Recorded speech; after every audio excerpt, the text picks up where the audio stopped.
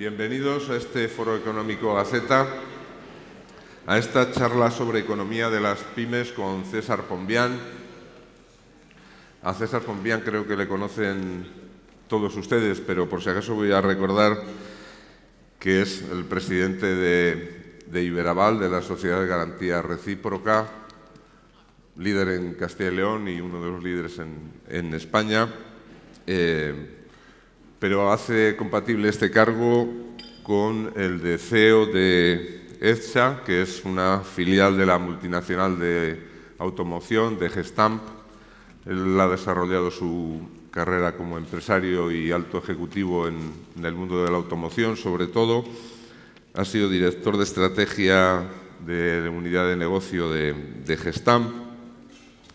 Antes le conocerán también porque fue consejero delegado de la empresa salmantina Plásticos Dures, también del sector de la automoción. Es socio fundador de Biotech Activities, quizás esto no lo conozcan tanto, pero es una startup dedicada al cultivo de insectos. Y de su currículo lo único que quería destacar es que se formó aquí en Salamanca, es licenciado en Ciencias Empresariales por Salamanca. Él nos va a hablar inicialmente una pequeña introducción sobre la actividad en la Sociedad de Garantía Recíproca Iberaval y luego entraremos en un diálogo hablando sobre todo de los problemas de las pequeñas y medianas empresas, de la economía en general, del mundo del motor que conoce perfectamente, y les invito también a los que están a nuestros invitados a que tienen en las mesas esas tarjetas para formular por escrito preguntas, facilitárselas a las azafatas que me las harán llegar para planteárselas a César. Así que, César, cuando quieras. Gracias, Julián. Vicepresidente de la Diputación, delegado territorial de la Junta, amigos, gracias por haber venido aquí. Gracias por la invitación a esta charla sobre economía de las pymes que gentilmente ha hecho a Iberaval la Gaceta de Salamanca. Y muchas gracias a Caja Rural de Salamanca, a este equipo que pilotan Ernesto e Isabel, su directora general, por esta invitación. Muchas gracias, Isabel. ¿Qué les voy a decir que no sepan? El mundo, como lo conocíamos, en estos 3 años ha cambiado totalmente. Y, por supuesto, el mundo de la empresa también ha cambiado radicalmente. Y aunque la velocidad de estos cambios en ocasiones asuste, les vengo a decir una obviedad. Esto no va a parar aquí. Por ese motivo, es clave lo que todos ustedes, representantes de las pymes, han demostrado, que es la adaptación. Yo diría que la adaptación ágil. Y diría todavía más a esta adaptación, es la predisposición a adaptarse. Porque en el mundo de los negocios, adaptarse es avanzar.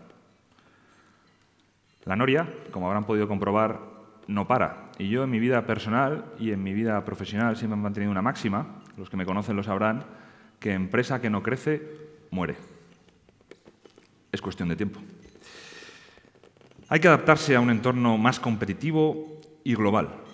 De hecho, el más competitivo y global que hemos tenido ante nosotros en muchos años. Y lo mejor es asumirse, o mejor dicho, ocuparse, en vez de preocuparse por lo que puede venir. Para hablar de las pymes y de la importancia de las pymes, les voy a dar 3 datos que todos ustedes conocen. El primero es que las pymes representan el 99% del tejido productivo de este país. Es decir, solo un 1% son grandes corporaciones. Por otro lado, las pymes suponen el 65% del Producto Interior Bruto de nuestro país y generan, ustedes, el 75% del empleo. Por tanto, nuestras pymes, repito, todos ustedes, las que todos conocemos, son el pilar sobre el que se asienta la economía española. Y por ese motivo, todos nosotros, autoridades, entidades de crédito, entidades financieras, debemos de cuidarlas. Y hay que estar a su lado, entender que son ellas, vosotros, los que crean empleo y riqueza en el territorio. Hay que ayudarlas, como digo, a adaptarse a este terreno de juego cada vez más extenso y plagado de dificultades, pero también de oportunidades. En Iberaval trabajamos principalmente en este sentido y hemos sabido adaptarnos a las circunstancias. Durante la pandemia, la posterior crisis de la inflación y en el futuro nuestra sociedad ha respaldado 16.000 operaciones por valor de 1.270 millones de euros. Es una auténtica barbaridad. Antes Julián bien decía que somos líder en Castilla y León, también somos líder en Madrid, también somos líder en La Rioja, somos líderes en Galicia y, por supuesto, somos líderes en España. 1 de cada 4 euros que financia las sociedades de garantía recíproca en toda España proviene de Iberaval. Iberaval ha estado al lado de todo tipo de empresas y en todo momento. No solo financiamos a un tipo de empresa u a otro. Les voy a dar algunos ejemplos claros. Las hosteleras, los bares, que de un día para otro tuvieron que cerrar y tirar todo su género. Ahí estuvimos apoyándolas. Los pequeños negocios, comercios, lo mismo, tuvieron que cerrar por los cierres impuestos por el COVID. También estuvimos a su lado. Y más recientemente, al lado de las gasolineras, para poder adelantar ese dinero que desde el Ministerio de Hacienda no llegaba. En todos estos casos hemos contado con el apoyo de la Junta, del Ayuntamiento de Madrid y de la Comunidad de La Rioja apoyando estas operaciones. Esto no lo he dicho aún esta mañana, pero me escucharán decirlo varias veces a las preguntas que me formulará Julián y seguramente todos ustedes. Soy un firme defensor de la colaboración público-privada. Aunque, evidentemente, en esta colaboración también tenemos mucho camino que mejorar. En los últimos tiempos se ha hablado mucho de fondos europeos, del plan de recuperación, transformación y resiliencia, del kit digital. Bien, las últimas estadísticas dicen que hasta septiembre se han repartido 100.000 kits digital. ¿Saben ustedes el resultado de esas entregas? No creo. También me gustaría que nos preguntáramos todos ¿qué opinan las empresas de la llegada de los fondos europeos? ¿A cuántos de ustedes, de los que están aquí, les han comunicado que van a ser beneficiarios de esos fondos europeos que nos pintaban hace poco como un maná? De esos 6.000 millones de anticipo que hemos pedido recientemente, siendo el primer país europeo, ¿cuánto ha caído realmente al tejido productivo? No lo sabemos. Pero bueno, estas oportunidades, como les decía, en un mar revuelto, hay que saber aprovecharlas. Y no estoy seguro de que la estemos aprovechando correctamente. Las pymes, y lo hablaremos durante la charla, tienen ante sí importantes retos. Y aquí, principalmente, estoy para hablarle de uno de los fundamentales, que es la financiación. Solo un dato. En Iberaval, a día de cierre de octubre, disculpen, ya hemos hecho más operaciones que en todo el año 2021. Esto supone que hemos financiado ya más de 456 millones de euros en más de 6.000 operaciones a las pymes, con lo cual de financiación y de financiación a pymes algo sabe el equipo de Iberaval. Pero también es clave dos términos que seguro que trataremos hoy en la charla, que es la profesionalidad y la escalabilidad de los proyectos. En ambos, Iberaval no puede ser solo una fuente de financiación, también tenemos que ser una fuente de asesoramiento. No hace falta que les hable del esfuerzo que hacen Santos, Teresa, Marian y la última incorporación, Ángel, para acercar la financiación y el asesoramiento a nuestras empresas. Y, por supuesto, somos una ayuda a las entidades financieras, que son claves en nuestra actividad. Les voy a hacer un llamamiento de aquí, y es uno de los primeros spoilers comerciales que voy a hacer. Aprovechen a Iberaval, aprovechen los recursos disponibles, contacten con nuestro equipo, por favor. Porque somos clave para afrontar iniciativas que no solo persigan el mantenimiento, sino que persigan el crecimiento de los negocios, una de las necesidades más acuciantes de la economía de Castilla y León y también de Salamanca. De hecho, contamos con instrumentos dedicados para fomentar el crecimiento, financiados junto al FEDER y en colaboración con el Instituto de Competitividad. Respecto a Salamanca, la actividad de Iberaval en Salamanca, les voy a dar dos datos. Entre enero y el pasado mes de octubre hemos financiado cerca de 300 operaciones por 33 millones de euros. Pero lo más importante es que con nuestro riesgo vivo de 90 millones mantenemos o contribuimos al mantenimiento del empleo de 9.600 personas. Antes os hemos hablado en la introducción. Iberaval debe estar al lado de las pymes, pero también de los emprendedores. Creo sinceramente que las futuras pymes son los emprendedores de hoy y debemos de ayudarles. También ese mundo de los emprendedores nos puede enseñar mucho. Las tiendas viran hacia lo digital, la economía hacia lo colaborativo, los proyectos hacia planteamientos más ambiciosos, termino como empecé. El mundo, tal como lo conocemos, ha cambiado, ya no es el mismo. Hay que estar abiertos a los cambios, pero también tener la certeza de que en esta tierra, Salamanca y en Castilla y León, se hacen muchas cosas bien, muchas, y debemos de presumir de ellas. Por supuesto, tenemos espacio para la mejora, pero también hacemos muchísimas cosas bien. Como siempre, en estos cambios estarán las pymes y, por supuesto, Iberaval acompañándoos a todos ustedes. Muchísimas gracias.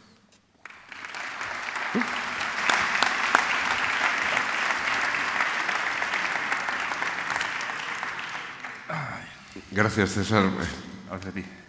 Quería preguntarte, de todos los problemas que están enfrentando ahora mismo las pequeñas y medianas empresas en Salamanca, la financiación es el fundamental, pero ¿qué otros destacas tú en los que tendrían que plantearse como retos a superar también? Vaya pregunta, para empezar. Bueno, yo creo que Salamanca, y como antes hablaba del mundo conectado, no es para nada una isla.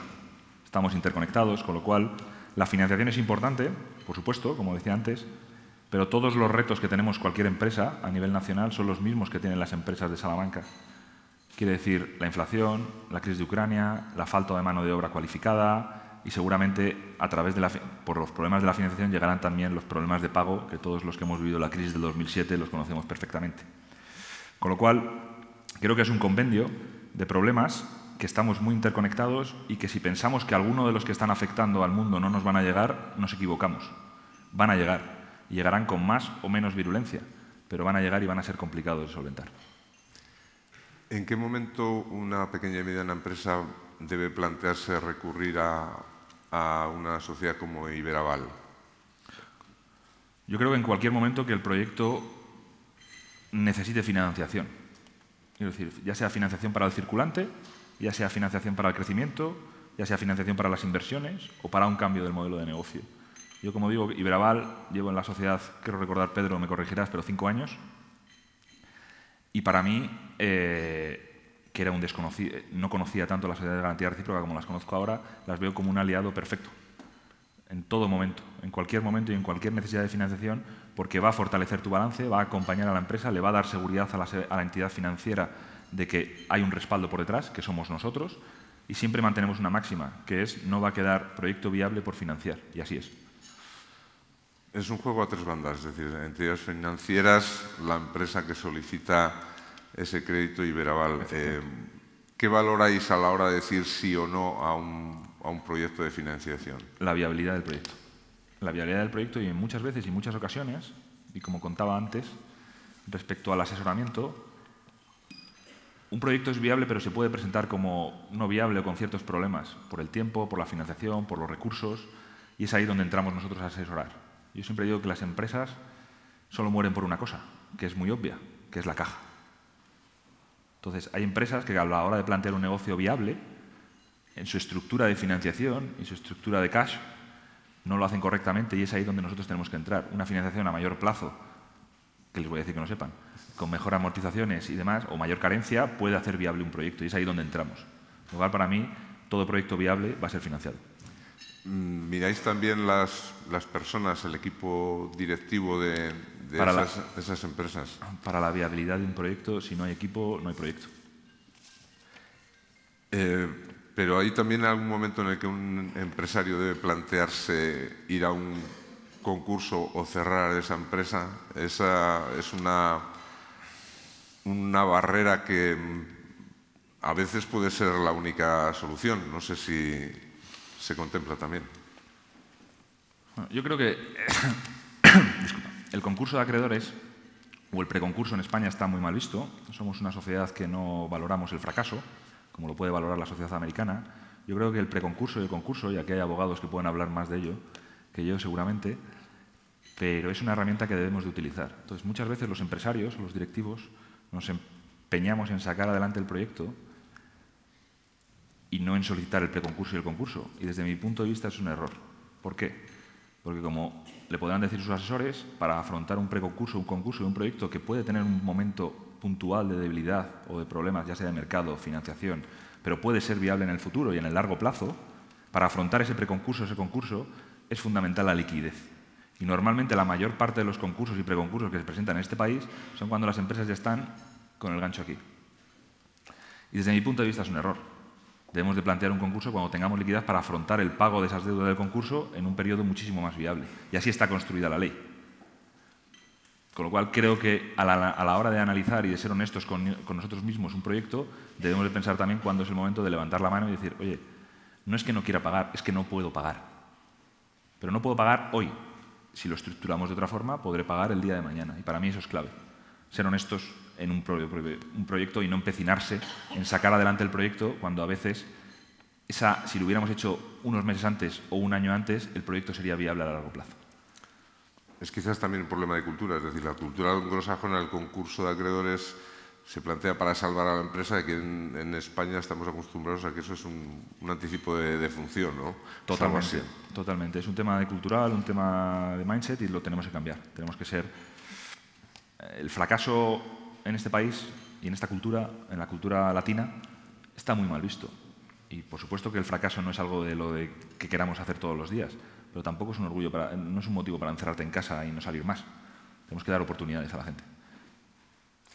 En un anterior encuentro que hemos tenido aquí, un encuentro empresarial, Bernardo Hernández, uno de los gurús de empresas de Internet, nos hacía mucho hincapié en la formación técnica de los empresarios, de los directivos de las empresas, que es un nuevo mundo en el que exige una formación que no sé si estás de acuerdo con esa idea. Como para llevar a la contraria, Bernardo. Considero que sí, considero que la formación es fundamental. Y yo considero que un empresario, un directivo, si quiere seguir avanzando, nunca debe dejar de formarse. Entonces, esa formación es continua. Y, por supuesto, y con un mundo cambiante, como el que hemos hablado en mi introducción, cada vez más. Y debemos de seguir formándonos continuamente. Para mí es clave en los puestos directivos. Una de las preguntas que me están llegando... Ser buenos, que soy de aquí, ¿eh? No, yo creo que esto es fácil. ¿Cómo se puede suplir esa falta de información que antes ha mencionado? ¿Cómo es posible que en la era de la información los pequeños y medianos empresarios no conozcamos datos tan importantes como la financiación de fondos a los que no accedemos o los programas de ayuda? Creo que es una pregunta más para esta mesa que para esta mesa. Para las autoridades, quiero decir. Considero que debemos de ser siempre honestos. Entonces, cuando se crearon los proyectos de los fondos europeos, se vendieron de una forma que no es la correcta. No van a llegar a todo el tejido productivo, por si no se han dado cuenta. Esos fondos se crearon con otra finalidad, con hacer proyectos tractores, pero cuando usted lee la legislación, lee los puntos, es imposible que lleguen a los proyectos tractores. Que lleguen a las pymes, disculpe. ¿Cómo se van a hacer responsables el taller de la vuelta de la esquina en un aval de todo el proyecto que hace el grupo Volkswagen? Así está redactada esa ley del primer PERTE del vehículo eléctrico, por ejemplo. Entonces, lo que tenemos que hacer y lo que hubieran debido hacer las autoridades es ser más honestos y decir que los fondos de resiliencia que nos ha dado la Unión Europea para transformar son fondos muy potentes, son fondos que ayudarán a transformar la economía, pero que llevarán su tiempo y que van a llegar a proyectos tractores. Y muchos de los que están aquí se acordarán de esos famosos proyectos tractores de la Junta, de los cuales uno de ellos fue Renault, y que ayudó a transformar en gran parte el tejido productivo de Palencia, venta de baños en principal, y por supuesto Valladolid. Esa es la realidad, y no se vendió como que iba a llegar hasta la panadería del fondo de la esquina. Entonces, desde mi punto de vista, no hemos sido honestos al contar eso. ¿Va a transformar la economía? Sí. ¿Va a llevar tiempo? Sí. ¿Va a llegar a todo el mundo? Tengo mis dudas. Preguntan también qué oportunidades hay en estos momentos para las pymes. Yo no sé si esos fondos al final pueden llegar a que alguna gran empresa a través de intermediarios acabe pidiendo trabajo a una pyme y haya que estar atento a esas oportunidades que se creen a medio plazo, ¿no? Por supuesto, y es uno de los condicionantes, ¿no? Que de cierta forma vayan cayendo en escala y que las contrataciones que tengan las grandes corporaciones haya un porcentaje que vayan a las pymes. Y llegarán. ¿Oportunidades para las pymes? Pues depende de los sectores. Esto va por barrios, es totalmente asimétrico. Las oportunidades, pues si me dices el que no sé, yo creo que Salamanca, y concentrándolo más donde estamos, tiene una oportunidad en el sector agroindustrial brutal. Tenemos un sector que es clave, que es el sector chacinero. Deberíamos de potenciarlo todavía más y deberíamos de extrapolarlo a otros sectores como pueden ser el del cereal, donde también tenemos grandes empresas en Salamanca desarrollándolas y que creo que tenemos que potenciar. Y además estar orgullosos de ellos y contarlo. Preguntan también qué necesita Salamanca de las administraciones públicas, aquí tenemos algunos representantes, para el desarrollo de sus pymes. ¿En qué pueden ayudar las... ¿Queréis contestar alguna de vosotros? Junta, el Ayuntamiento. Contesto yo, de acuerdo. Bueno, yo creo que lo que yo personalmente siempre he pedido a las administraciones en un puesto dirigiendo una pyme o dirigiendo una gran multinacional es que nos escuchen. Es cercanía. Las necesidades de las pymes las conocen los alcaldes, los consejeros, los presidentes de las comunidades, los ministros o los presidentes del Gobierno o los miembros de la Comisión Europea. La respuesta es no. No conocen, porque no han pateado pymes, no están en el día a día, no lo conocen. Entonces, nos tienen que escuchar. Tenemos que ser nosotros los que le contemos lo que necesitamos para triunfar. Con todo mi respeto, me va a venir, y me da igual el signo político, me va a venir cualquiera a decir a una pyme de todos vosotros qué es lo necesario. No considero que sea así. Entonces, nos tienen que escuchar y nos tienen que apoyar en lo que nosotros le pedimos. Tenemos muchos ejemplos. Puedo hablar del pasado cuando estaba con más relación con la Junta de Castilla y León. El plan de crecimiento que realizamos la empresa familiar junto a la consejería destinó casi 200 millones de euros al crecimiento de las pymes. Pero la Junta nos escuchó en ese momento, la Consejería de Economía nos escuchó, nos consiguió los fondos y lo destinamos. Y eso supuso 24.000 puestos de trabajo. Es una auténtica barbaridad. Y eso es la colaboración público-privada de la que digo. ¿Y eso qué pasa? Depende de las personas, de quién esté en la consejería, en el... No, pero depende de las personas de los dos lados. Yo puedo llegar a esta mesa y quejarme de que no llegan los fondos, de que no me pagan, de ta. ¿Qué hacemos para cambiar eso? ¿Qué haces tú en tu día a día para cambiar eso? Pues efectivamente, también las administraciones no nos van a escuchar a cada una de las 200 personas que estamos aquí. No habría 5 minutos al día, pues son un tiempo. Nos tenemos que agrupar por sectores, por intereses, y tenemos que ir a esas administraciones, esas agrupaciones, a pedir lo que queremos. Y tenemos que trabajar en ese sentido. Con lo cual, a tu pregunta, ¿sí depende de las personas? Como todos los negocios que hacemos día a día todos nosotros. Todo depende de las personas y de las relaciones personales. Y el que diga lo contrario, miente. Preguntan por la inflación. Una inflación del entorno del 8% se puede llevar por delante a un importante número de pequeñas empresas. Y aprovecho también para preguntarle cuál es el escenario con el que trabaja Gestamp o ETSA, donde ahora es CEO. ¿Qué escenario de crecimiento de inflación prevén? Bueno, buena pregunta. Si fuera esa pregunta estaría en el G20. A ver, la inflación ha venido para quedarse y aunque se ha moderado durante los últimos 2 meses, estamos viendo en Estados Unidos una moderación por debajo del 8, estamos viendo también una moderación en la zona europea, pero esa inflación ha llegado a precios de ciertos componentes, ¿no?, de lo que componen la inflación. El temor que nosotros tenemos para el año que viene y que tienen los grandes fabricantes de automóvil es que esa inflación se va a trasladar a los salarios.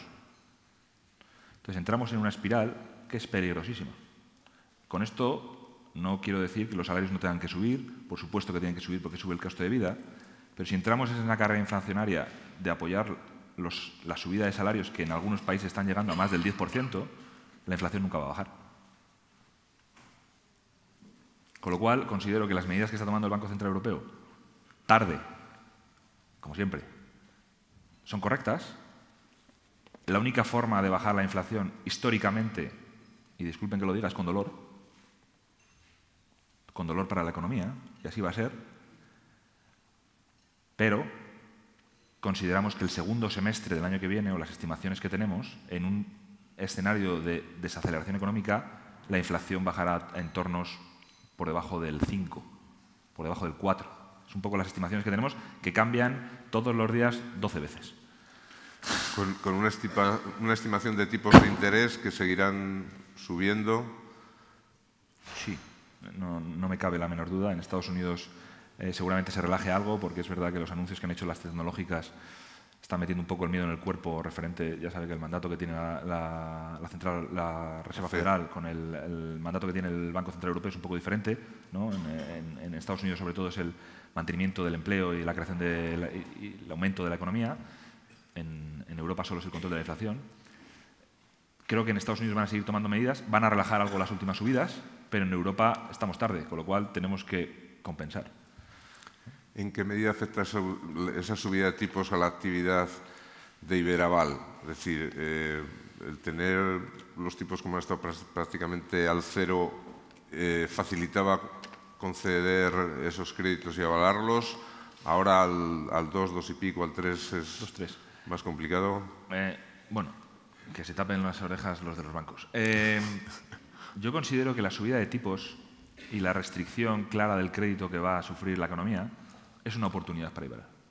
En Iberaval, como ustedes saben, y vuelvo a hablar de la manida colaboración público-privada, tenemos unos fondos destinados por las administraciones para bonificar esas operaciones. Con lo cual, nosotros podemos, gracias al dinero público, bonificar esas operaciones para que ustedes puedan tener el crédito más barato de lo que lo da el mercado. Con lo cual, en la medida que sigamos teniendo esos fondos, que la Junta se ha comprometido para seguir teniéndolos, vamos a poder seguir bonificando. ¿Cuál es el problema? Que a la hora de la subida de los tipos, nosotros podemos bonificar un porcentaje, va a haber menos operaciones, porque el dinero sigue siendo el mismo que tenemos, para bonificar. Pero creo que podemos colaborar junto a las entidades financieras para, entre las dos partes, seguir o aumentar el crédito que podemos dar a las pymes. Con lo cual, la subida de crédito, la subida de tipos nos beneficiará en el volumen de operaciones que nos van a llegar, nos perjudicará en el número de operaciones que podemos bonificar. Ha hablado de la falta de mano de obra, también del encarecimiento de la mano de obra. ¿En qué sectores faltan trabajadores? Y quería que me comentara también esas declaraciones que fueron polémicas del consejero de Empleo de Castilla y León, que dijo que aquí en Castilla y León lo que falta son ganas de trabajar, no trabajo. Contesto la segunda y luego la primera. No, yo no sé si el consejero conoce a todos los parados de Castilla y León. Yo, desde luego, no. Con lo cual, yo creo que siempre he dicho que, y cuando me preguntabas qué podían hacer las administraciones por las pymes, pues a veces las administraciones, no, los políticos que ocupan los puestos en las administraciones, deberían de dar titulares para llenar periódicos y titulares que generan crispación y que generan ruido. Y me da igual el partido político del que sea. PP, PSOE, Ciudadanos, Vox, me da igual. Creo que tienen que ponerse a trabajar. Creo que eso es echar un balón fuera, totalmente. Es que hay pocas ganas de trabajar. ¿Cuál es la efectividad de su consejería? ¿Cuál es la efectividad de los fondos que tiene su consejería? Esa es la discusión que tenemos que tener. No, es que no hay ganas de trabajar. Es que es de día, es que es de noche. Volvemos a las excusas. Entonces, que no hay ganas de trabajar. Yo considero que sí que hay ganas de trabajar. ¿Que hay problemas para conseguir mano de obra? Por supuesto. Pero también esa forma de pocas ganas de trabajar los han metido también las administraciones en una ruleta en la cual, repartiendo ciertas cantidades de dinero a ciertas personas, pues complica que esa gente entre a trabajar en unos salarios reducidos. Respuesta a segunda pregunta. Igual ganan más sin trabajar que no que ganen, no es que ganen más o menos, es que estar en casa X, trabajar 8 horas y depende del número que tengan, ¿no? Considero. Y a la segunda pregunta que me formulabas, que ¿Dónde falta mano de obra? ¿En qué sectores?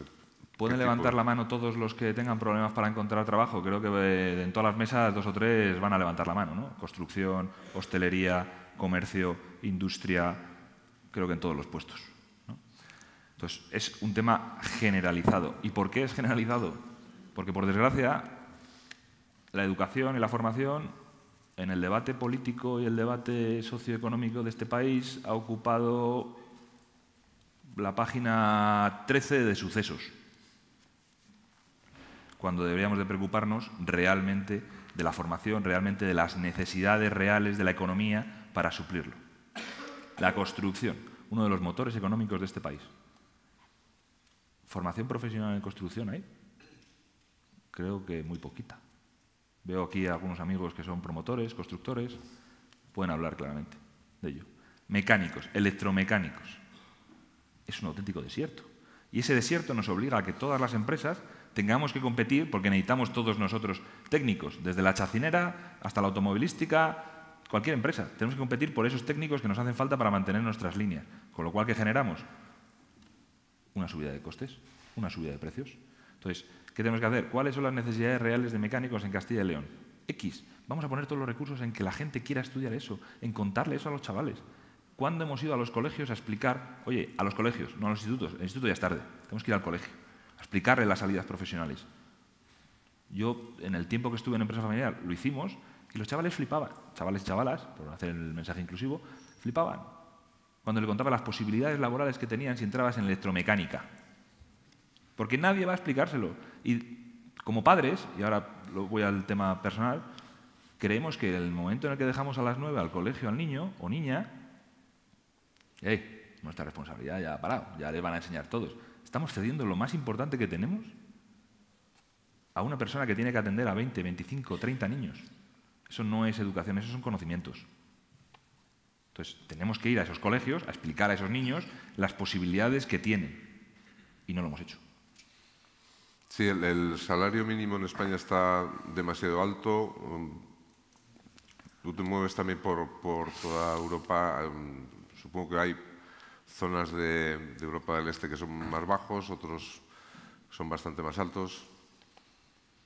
Desde mi punto de vista, la famosa y manida, creo que durante las últimas semanas se ha hablado mucho de la armonización europea, en el caso también de los delitos.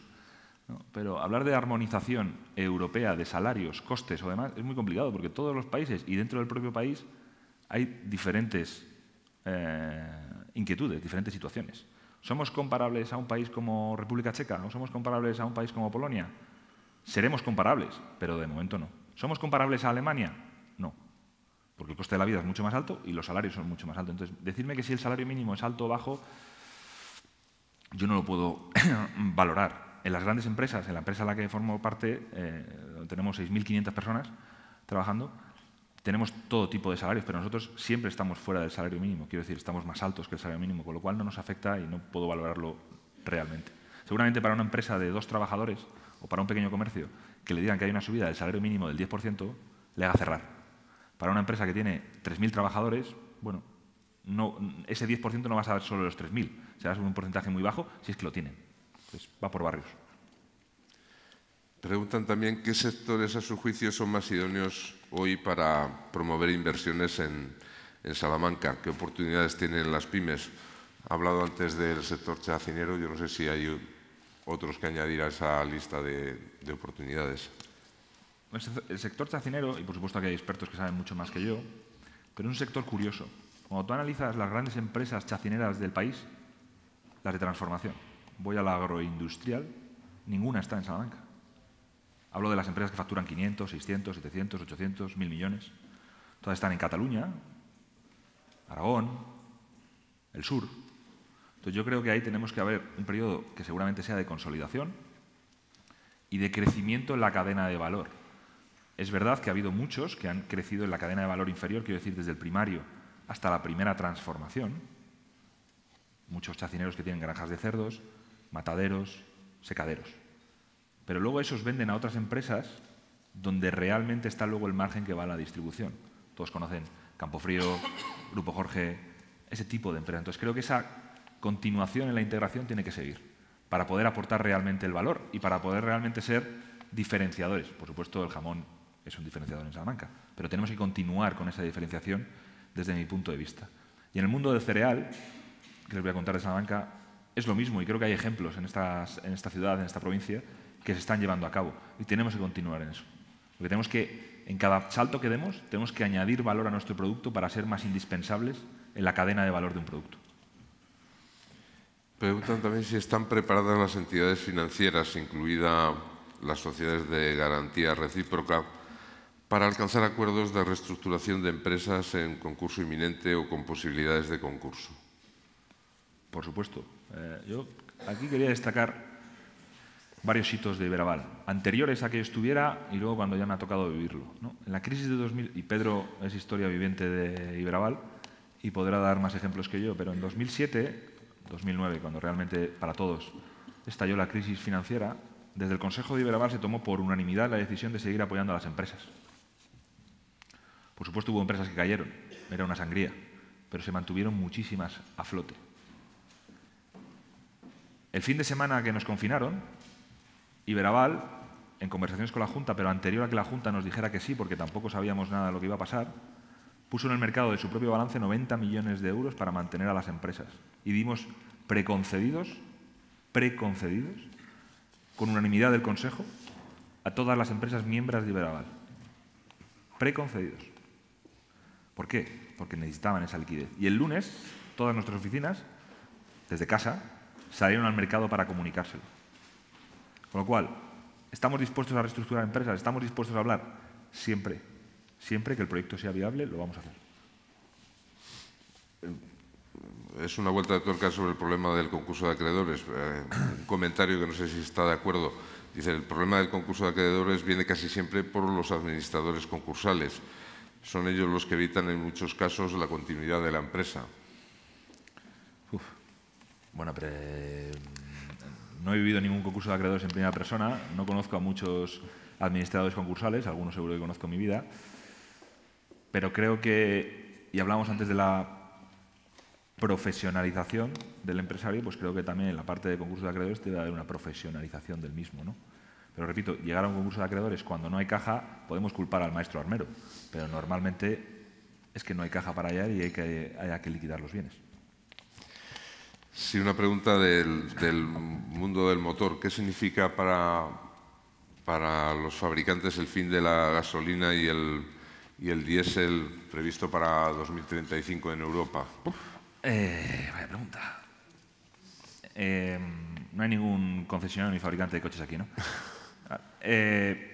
Yo creo que es la mayor revolución industrial que ha sufrido el automóvil en los últimos 100 años. El motor de combustión era una auténtica barrera de entrada para nuevos jugadores. Solo les voy a dar un dato. Desarrollar un motor de combustión costaba 500 millones de euros, aprox. Más luego el resto del coche. Con lo cual, los que querían entrar en ese juego pues tenían que poner muchísimo dinero para eso o comprar los motores que fabricábamos principalmente en Europa. Entra el motor eléctrico, entran los nuevos jugadores. ¿Quién no conoce Tesla? ¿Quién no conoce los jugadores chinos que ahora llegan a Europa? Con lo cual es una revolución porque de repente las reglas del juego han cambiado. Totalmente. Ya no hay esa barrera de entrada y cualquiera, comillas, con una cantidad de dinero normal. El otro día han presentado un coche en Valencia, español, que han invertido, creo que son 5 millones de euros para hacerlo. Han presentado un coche completo. No está mal. Ahora hay que venderlo, y fabricar miles, que es el siguiente reto. Pero considero que es un cambio totalmente de paradigma. Y para mí, cuando hablamos de la contaminación y hablamos y te lo linko un poco con el tema de la sostenibilidad, está muy bien prohibir los coches. O sea, todos, ¿quién no quiere la mejora del medio ambiente? ¿Quién no quiere la paz? ¿Quién no quiere el amor? Pues todos nosotros vamos a levantar la mano y venga, pues para adelante, ¿no? Pero es verdad que prohibir los coches es un paso, pero ¿qué pasa con los casi 1.000 millones de vehículos que hay para atrás? De más de 10 años. Para mí esa es la clave. O sea, la clave de la contaminación que generan los coches no es el coche diésel, gasolina, híbrido o eléctrico, híbrido que te compras hoy en día. Tienen las mayores normativas del mundo. La 7 acaba de salir. O sea, eso es... Contamina muy poco. Contamina, pero muy poco. Pero todos nosotros conocemos a alguien de nuestro entorno que tiene coches de más de 10 años, que son los que realmente contaminan. Con lo cual está muy bien decir, vamos a prohibir los coches, pero vamos a sacar un plan de chatarramiento serio para eliminar todos esos coches. Se han hecho cosas, el plan Prever, todo eso. Pero tenemos que seguir haciendo eso y no solo en España. Yo hace poco he vuelto de la India y bueno, pues coches modernos hay poquitos, ¿eh? El resto, nuestros abuelos a lo mejor no conocen ese modelo, es muy antiguo para ellos, es increíble. Entonces creo que nos debemos de concentrar ahí. Opinión muy personal, ¿eh? En todo caso, son una normativa europea que es de las más restrictivas. No sé si piensa que Europa es la pagana de las agendas medioambientales extremas, es decir, que Europa es la que va a liderar, pero también a pagar el pato de ese ecologismo más radical. Repito.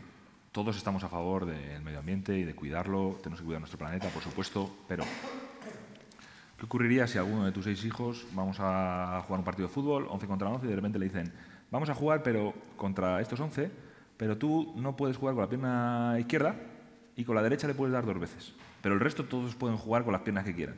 Eso es lo que está ocurriendo con la Agencia 2030. Europa, estamos todos muy orgullosos de ser europeos, somos la cuna de la civilización, bla, bla, bla, bla, bla, bla, bla, bla. Estamos jugando con reglas diferentes, contra jugadores que nos están comiendo. O sea, creemos que los chinos respetan la Agenda 2030, no saben ni lo que es. Creemos que Estados Unidos, que ahora está virando con Biden hacia una política más medioambiental, repito, todos queremos eso, pero Biden lo que dice claramente y lo que ha dicho en Indonesia es sí, pero depende de los números que tenga y cuando me convenga. Entonces, que tenemos que ir todos hacia una ecología, hacia un mundo mucho más verde y mucho menos contaminante, por supuesto. Pero también tenemos que mirar lo que está haciendo alrededores. Quiero recordar que hace poco Suecia, si no recuerdo mal, hace 3 semanas ha eliminado el Ministerio de Sostenibilidad. Suecia, que todos nos habíamos fijado que Suecia era... ¿Eso quiere decir que Suecia va a abandonar su camino hacia las energías limpias, renovables o parar de contaminar? No, porque es un objetivo que tienen, pero hay que modular, como todo en esta vida. En ese sentido, los europeos somos los más chulos o los más... Como te he dicho, nos creemos la cuna de la civilización.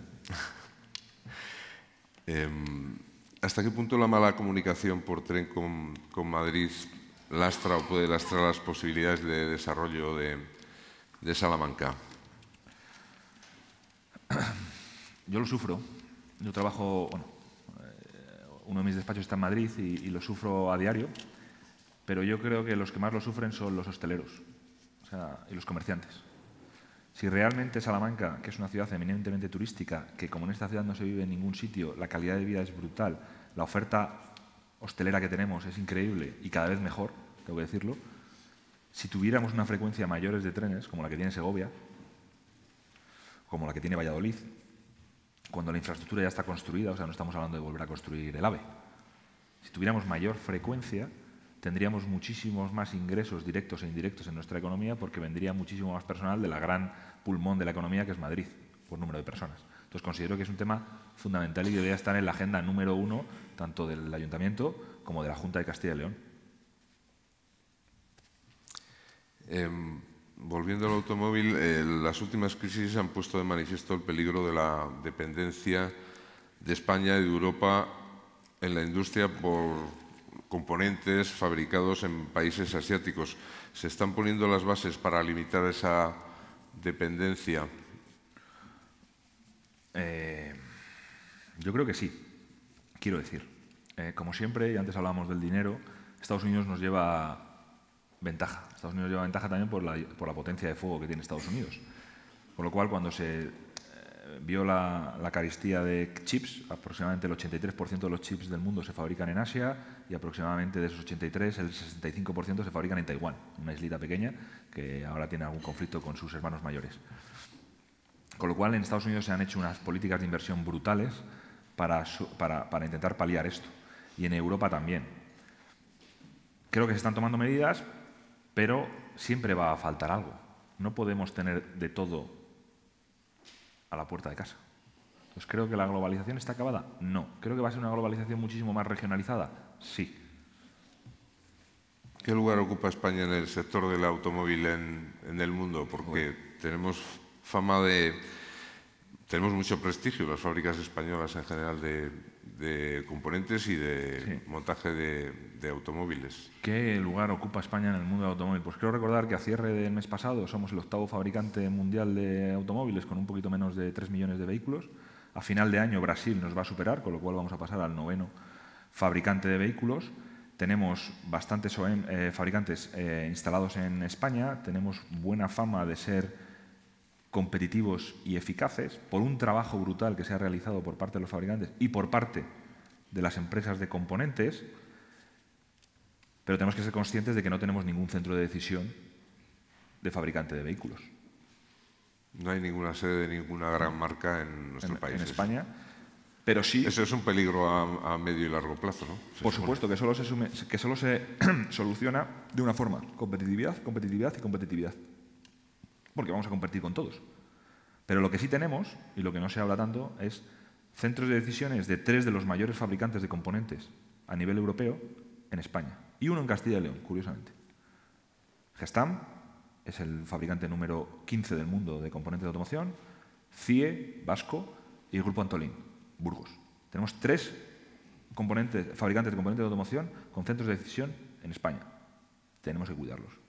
Y no es porque esto sea partidista, que también. pero tenemos que cuidarlos. Porque son líderes en el mundo, vamos con la bandera española para todas partes y somos también los que van a luchar por esa competitividad de las plantas para que vengan más inversiones aquí. Es decir, en la inversión que va a hacer Volkswagen en Valencia o la que va a hacer en Landaven, en Navarra, es clave los proveedores. O sea, si me preguntas qué ha hecho bien esta industria de automóvil durante los últimos años, crear un parque de proveedores que somos la envidia de toda Europa. ¿Y Salamanca tiene alguna posibilidad de albergar nuevas industrias relacionadas con el automóvil o de qué tipo podrían ser? Joder.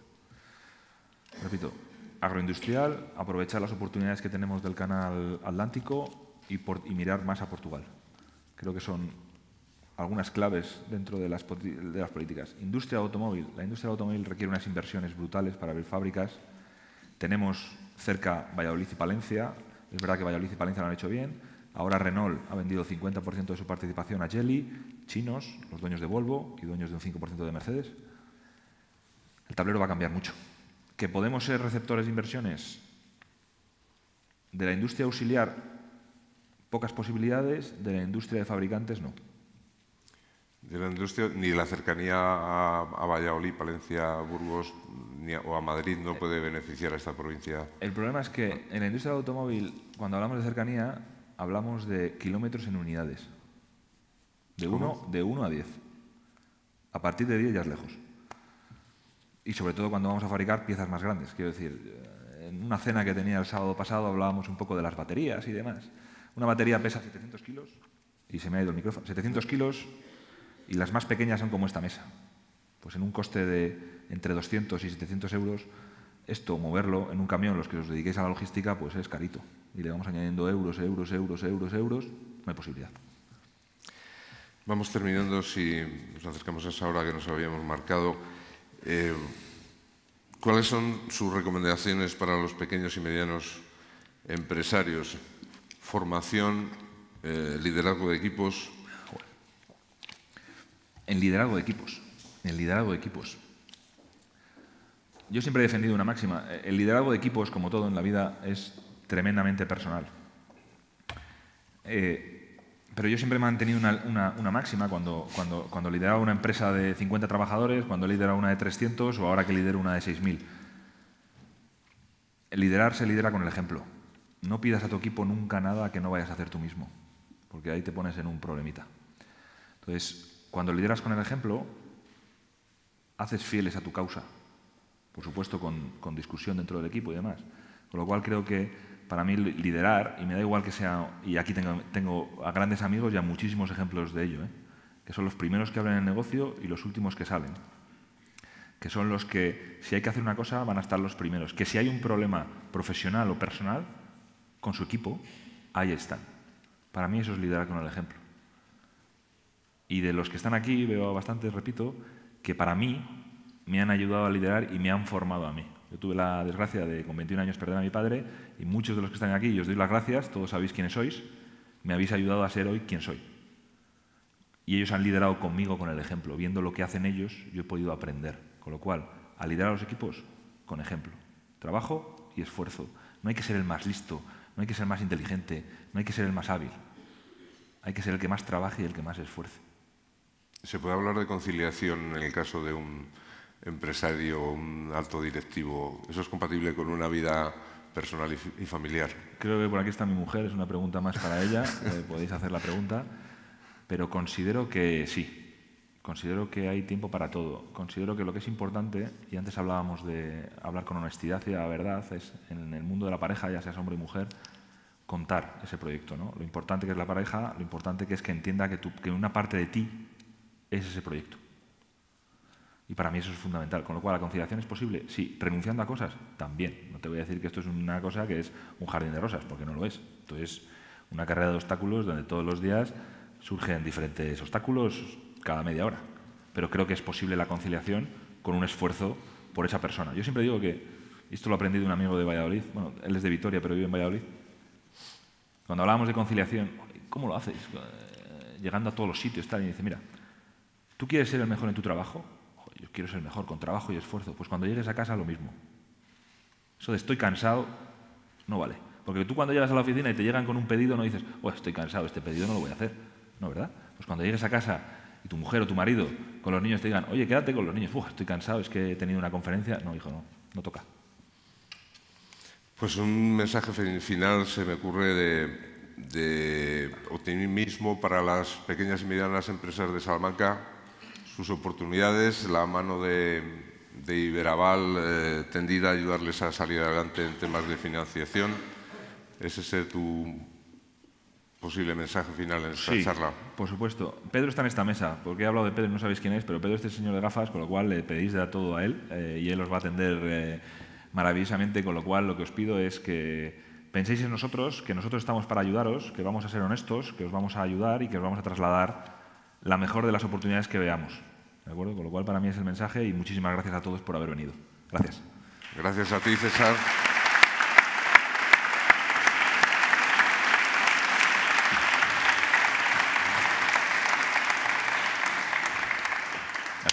Gracias, César, por este repaso a la economía. Solo antes de despedir, sí quería agradecer la atención de quienes han estado con nosotros en la charla, agradecer sobre todo a Caja Rural, sin cuyo patrocinio no sería posible este evento, al casino que nos cede este bonito recinto para celebrar nuestros foros.